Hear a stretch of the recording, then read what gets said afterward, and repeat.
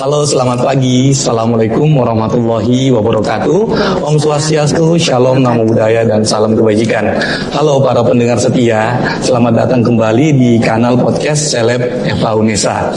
Jadi pada kesempatan kali ini bersama saya, Adi Mulyawan Syamali, SHMH, selaku dosen di Fakultas Hukum Universitas Negeri Surabaya, sekaligus peneliti di Center for Law of Economic and Business, yang disingkat Seleb Eva Unesa. Jadi pada kesempatan kali ini kita akan mengangkat sebuah topik yang penting, yang sangat fenomena dan hangat untuk dijadikan tempat bahan diskusi di berbagai tingkatan, dari tingkatan pemerintahan pusat maupun tingkatan pemerintahan daerah.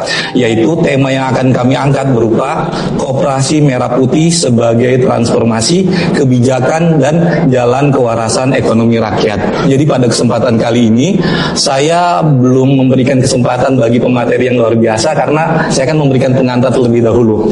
Jadi pada program kali ini lahir dari inisiatif pemerintah pusat dengan tujuan yang sangat mulia, demi memperkuat kemandirian ekonomi desa melalui koperasi yang dibentuk secara nasional. Maka Koperasi Desa Merah Putih ini hadir membawa suatu bentuk kolaborasi atau semangat kolaborasi serta nasionalisme ekonomi demi cita-cita pemberdayaan masyarakat yang menjadi mandiri, sehingga jadi ketika kebijakan ini dilaksanakan pasti selalu ada banyak pertanyaan seperti gimana sih persyaratannya, dinamikanya seperti apa, dan kekhawatiran dalam bentuk pengawasan.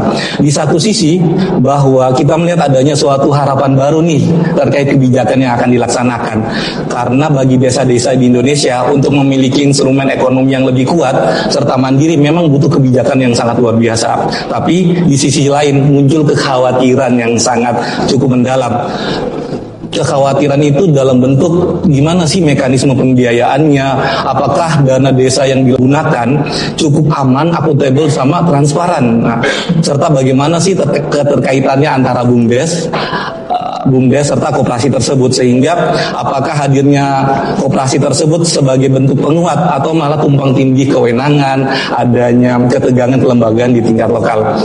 Jadi dalam podcast kali ini kami tidak hanya ingin berbicara atau berhenti pada pujian serta kritik. Kami akan mengkuliti dari kulit dalam-dalam benar. Jadi memang pada saat ini kami mengajak untuk semua elemen masyarakat, khususnya mahasiswa ataupun dosen dan serta masyarakat desa, untuk lebih merespon terkait kebijakan tersebut, sehingga potensi-potensi penyalahgunaan, resiko serta konflik sosial kita bisa redam terkait apabila kebijakan tersebut dilakukan.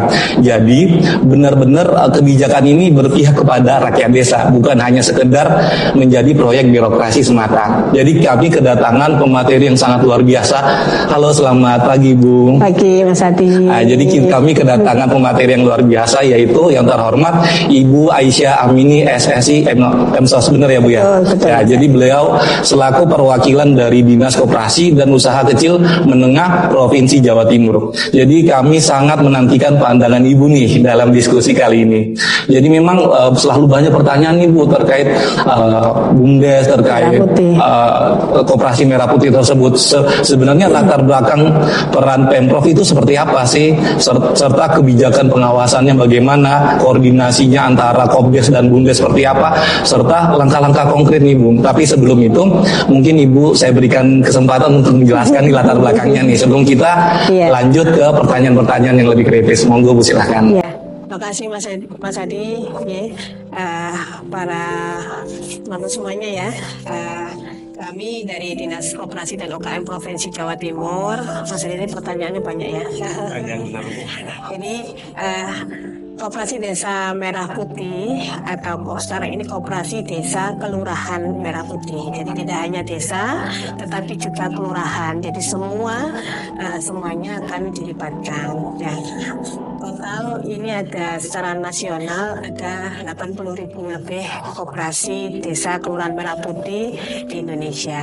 Nah, koperasi ini itu lahir dari adanya Impres nomor 9 tahun 2025 ya, tentang percepatan pengesahan pembentukan koperasi desa kelurahan Merah Putih yang inisiasinya langsung dari Bapak Presiden. Jadi ini luar biasa. Jadi lama koperasi itu tidak tersentuh ya, dulu pernah, terus kemudian menghilang, terus ini dibangkitkan lagi. Maka slogan kali ini koperasi bangkit. Jadi Bapak Presiden Pak Prabowo itu memang memiliki keinginan bahwa ada pertumbuhan ekonomi dari desa, kelurahan ya, sehingga nanti untuk pengentasan kemiskinan ya, untuk mengurangi pengangguran, kemudian untuk mengatasi inflasi, semuanya itu dari desa ya, dipusatkan dari desa. Kenapa saat ini yang dipilih koperasi ya? Koperasi ini semangatnya koperasi tetap sama, kita pakai undang-undangnya sama, Undang-Undang Nomor 25 Tahun 92 tentang perkoperasian ya, bahwa koperasi ini miliknya adalah milik anggota. Nah, diharapkan dari koperasi desa kelurahan Merah Putih ini itu anggotanya adalah semua warga desa. Harapannya seperti itu, sehingga tidak hanya yang untung itu adalah dari perangkat desa dan semacamnya, tetapi juga warga desa akan merasakan kesejahteraan bersama lewat koperasi desa kelurahan Merah Putih ya. Proses awal adanya Impres itu kalau tidak salah sekitar bulan Mei ya, kemudian April Mei kita mulai jalan waktu itu, dan saat ini di Jawa Timur sudah terbentuk 8.494 koperasi desa kelurahan Merah Putih di semua kabupaten kota. Jadi sudah resmi berbadan hukum semuanya per 30 Juni kemarin. Nah, sempat kemarin Ibu Gubernur sudah syukuran. Syukuran karena sudah proses pengesahan sudah kita lewati. Karena tidak mudah, Wadi. Jawa Timur itu tidak hanya bentuknya ada di sini ya, tapi juga ada Pulau Madura yang punya banyak pulau ya, di kepulauan di Sumeneb, ada sampai di Gresik juga ada. Nah, dari mulai kepulauan, gunungan, semuanya serentak, dan alhamdulillah dengan berbagai macam perjuangan akhirnya tanggal 30 Juni kemarin semua sudah berbadan hukum 100% gitu. Itu ya, Nah, ternyata seperti itu ya kata pengantar untuk koperasi desa Merah Putih ya Bu, sangat luar biasa ya ternyata.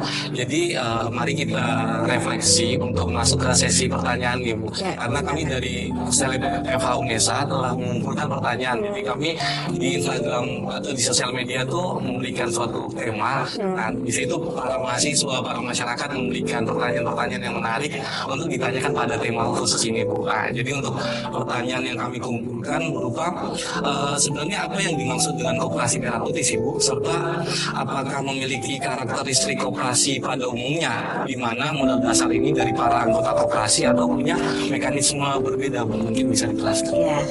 Ya, terima kasih Mas Adi. Jadi koperasi desa kelurahan Merah Putih ini ada petunjuk pelaksananya. Petunjuk pelaksanaannya itu dari Kementerian Koperasi nomor 1 tahun 2025. Di situ bedanya kalau koperasi desa kelurahan Merah Putih dengan koperasi biasa. Kalau koperasi desa ini anggotanya itu harus warga desa setempat di sana, tidak boleh dari yang luar desa. Nah, itu perbedaannya. Kemudian yang kedua, kalau koperasi desa kelurahan Merah Putih ini ada 3 proses pembentukan. Jadi ya, yang pertama itu bisa dari pendirian baru, ya, jadi betul-betul baru membuat koperasi. Nah, kemudian yang kedua dari proses pengembangan. Nah, proses pengembangan ini dari koperasi yang lama yang mau berubah, bertransformasi menjadi koperasi desa kelurahan Merah Putih melalui proses nanti namanya perubahan anggaran dasar atau proses revitalisasi. Ya, koperasi yang lama-lama yang sudah aktif dilakukan revitalisasi pendampingan. Nah, ini boleh juga. Nah, kesemua proses ini, ya ini yang membedakan adalah adanya didahului dengan namanya musyawarah desa atau kelurahan khusus. Jadi ini yang beda, ini yang tidak ada pada pendirian koperasi-koperasi pada umumnya. Jadi melibatkan semua unsur daripada tokoh-tokoh masyarakat ya dalam proses musyawarah desa untuk memutuskan bahwa desa atau kelurahan ini itu bersedia atau memang mau menjadi pembentuk koperasi desa atau kelurahan Merah Putih. Ya di situ baru lanjut untuk rapat pendirian koperasi. Nah, jadi perbedaannya memang perlibatan masyarakat iya, desa ya. ada banyak memang perbedaannya itu masih dua. Ada lagi terkait dengan usaha. Nah, usaha kalau di koperasi itu biasanya kan usahanya kan kebutuhan daripada anggota yang ada di sana. Nah kalau di sini, ini memang ada ketetapan presiden, jadi sudah ada instruksi dari presiden itu bahwa koperasi ini nanti usahanya wajib ada 7 gerai ya. Yang pertama gerai kantor, kemudian gerai sembako, ya LPG, kemudian juga untuk gerainya adalah gerai namanya klinik, ya apotek desa. Nah, kemudian ada lagi gerainya ada untuk yang simpan pinjam, nah juga cold storage dan juga untuk logistik atau kita untuk pengangkutan transportasi ya itu wajib ada. Jadi semua koperasi desa Kelurahan Merah Putih ini harus ada 7 gerai itu nantinya. Nah, jadi ya ini yang membedakan. Nah, jadi tadi sifatnya wajib ya butuh juga itu wajib ada. Boleh ditambahkan. Nah ini tambahnya boleh sesuai dengan kebutuhan atau potensi desa kelurahan masing-masing. Gitu. Jadi 7 item tersebut wajib kalau misalnya ada tambahan mungkin sesuai dari kebutuhan daerah masing-masing ya Bu ya. Oke. Jadi terkait contohnya Bu, kan di Inpres tersebut ada perencanaan 80.000 badan usaha kan, koperasi. Menurut Ibu apabila tidak ada penetapan kuota per daerah, apakah program tersebut bisa dikatakan pemerataan ekonomi rakyat? Kalau misalnya nggak ditetapkan di kota per daerah masing-masing kan melihat jumlah luas penduduk dan lain sebagainya seperti itu. Ya, jadi ini ada ketetapannya sih. Karena tadi semua desa atau kelurahan. Nah, ada persyaratannya lagi kalau kurang dari 500. Nah, desa atau kelurahan itu kalau kurang dari 500 boleh. Nah, karena 2 desa itu boleh jadi satu koperasi saja. Jadi melihat itu makanya mungkin bisa disebut juga pemerataan seperti itu Mas Edi. Dan untuk banyak nih yang bertanya di Instagram nih terkait sebenarnya mekanisme pembiayaan dan modal awalnya ini berasal dari mana sih Bu? Ada yang bilang APBN, APBD dan lain sebagainya. Memang menarik ya kalau masalah modal ya. Iya, masalah keuangan itu sensitif sekali ya. Di awal-awal ramai sekali ya. Desa dana desa gitu ya. Bahkan memang proses waktu itu penyuluhan untuk meyakinkan bahwa koperasi ini tuh seperti apa ke desa-desa juga lumayan waktu itu ya sama teman-teman kabupaten. Jadi untuk modal ini nantinya koperasi desa Kelurahan Merah Putih itu akan disupport dari Bank Himbara, pinjaman. Sifatnya pinjaman. Regulasinya saat ini masih belum didok, ya jadi belum disahkan. Tetapi bocorannya sudah banyak beredar kayaknya di situs-situs online ya. Kalau kemudian keuangan sudah organisasi itu maksimal 3M. 3M pinjamannya untuk pinjaman dengan skema seperti KUR. Seperti KUR ya Bu ya. Kalau KUR biasanya kan ke usaha mikro ya. Nah ini ke koperasi desa Kelurahan Merah Putih. Nah selain Himbara itu kementerian itu punya jadi Kementerian Koperasi itu punya namanya Lembaga Pengelola Dana Bergulir. Ada lembaganya Bu ya. Khusus untuk menyalurkan terkait pembiayaan di koperasi. Nah, itu murah lagi. 3%. Pinjamannya 3%. Nah, ini untuk yang walk up. Jadi kita tuh sudah nyiapkan.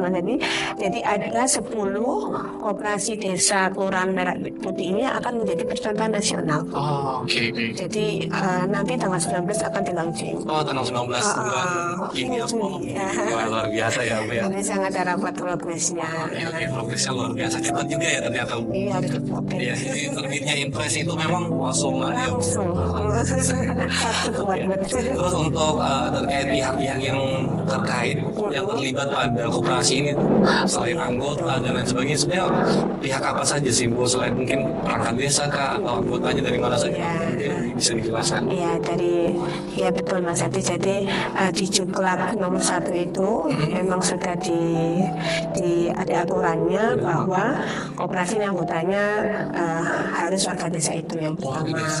Kemudian Kades, ini menjadi pengawas. Jadi pengawas koperasi ini adalah ex officio-nya kepala desa. Jadi jabatannya langsung, kalau Pak Kades siapapun orangnya nanti yang gantikan akan jadi pengawas koperasi. Oke, seperti itu. Koordinatornya. Oke, ya. Mungkin yang pertanyaan terakhir nih Bu, yang mungkin banyak yang menanyakan sebenarnya ketika kebijakan ini dilaksanakan atau mungkin hadirnya koperasi tersebut, potensi yang paling beresiko apa sih yang masih dihadapi? Mungkin dalam bentuk pengawasannya kah, atau dalam penegakannya kah, atau mungkin dalam bentuk pelanggaran atau mungkin bisa dijelaskan? Iya, betul. Jadi karena koperasi ini prosesnya juga lumayan ya, kecepatan gitu kan.